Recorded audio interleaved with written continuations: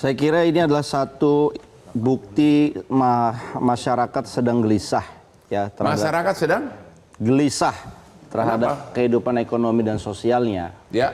Kalau Bang Noel tadi bilang sebenarnya sudah ada. Kemudian kenapa ini muncul lagi? Kalau kita lihat dari trajektorinya kan ini berawal bisa dikatakan juga dari isu efisiensi. Ada pemotongan yang kemudian pelayanan publik yang akan terganggu. Ya. Ada ancaman UKT naik misalkan. Lalu kalau kita lihat sekarang yang menggaungkan itu ya Bang Noel, itu adalah generasi muda, generasi Z. Nggak, apa kaitannya ke mereka gitu? Ya itu dia, berarti ini mencerminkan mereka pesimistik terhadap masa depan Indonesia. Pesimistik.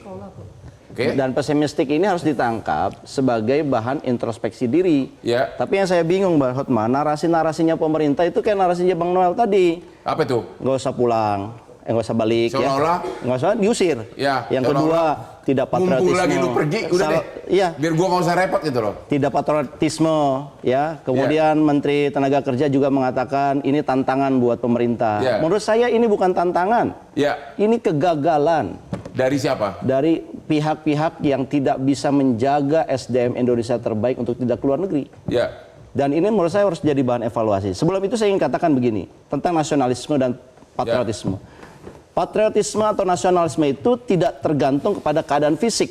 Ya. Mau fisiknya di luar negeri, mau dimanapun, jangan dikira mereka tidak punya patriot dan nasionalisme. Ya. Jadi kalau ada pejabat negara bicara tidak punya patriotisme yang pergi keluar, salah kaprah. Ya. Yang kedua, tadi katakan Bu Irma, bahwa orang keluar negeri itu adalah hak. Bahwa orang yang keluar negeri itu untuk bekerja, memperbaiki nafkahnya, juga merupakan bagian dari patriotisme. Kenapa? Mereka ngirim remitensi kok. Dan ini diakui 11,4 miliar cadangan devisa kita berasal dari mereka yang bekerja dari luar. Jadi patriotismenya luar biasa mereka. Keluarganya jadi terhidupin ya. Iya, dan kita terbantu sebagai negara. Karena cadangan devisa itu bermanfaat buat memperkuat nilai tukar. Nah, yang saya sesalkan adalah tidak ada narasi. Ya, misalkan Bang Noel tadi juga sampaikan. Kenapa kemudian kita tidak melarang dalam arti menjaga mereka ini supaya mereka tetap bekerja dalam negeri saja?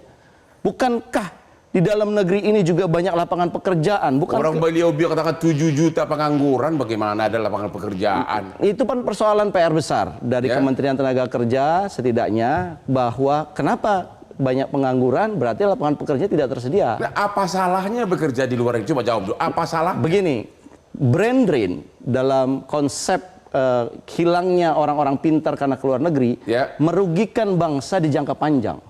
Memang kesannya di jangka pendek ya tadi Bang Noel udah diarahkan. Tapi kita sebagai bangsa di jangka panjang kehilangan orang-orang terbaik yang harusnya mereka bisa memberikan. Tapi daripada nganggur di sini. Iya, yang maksud saya begini, yang harusnya dilakukan oleh pemerintah adalah bagaimana brain drain-nya itu dibuat satu strategi.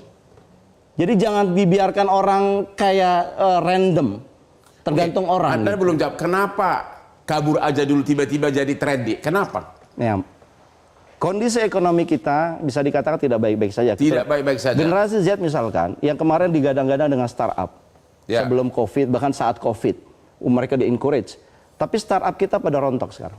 Angel investor itu lari. Bukalapak yang didirikan oleh anak muda, sekarang mana? Bubar.